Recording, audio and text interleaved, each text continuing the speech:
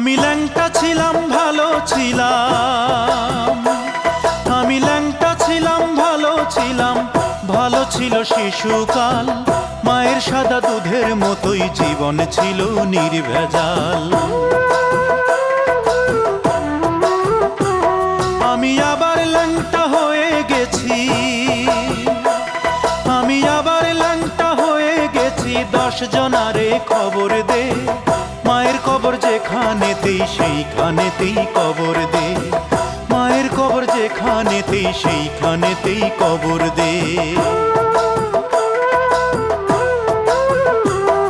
আমি ল্যাংটা ছিলাম ভালো ছিলাম, আমি ল্যাংটা ছিলাম ভালো ছিলাম, ভালো ছিল শিশুকাল।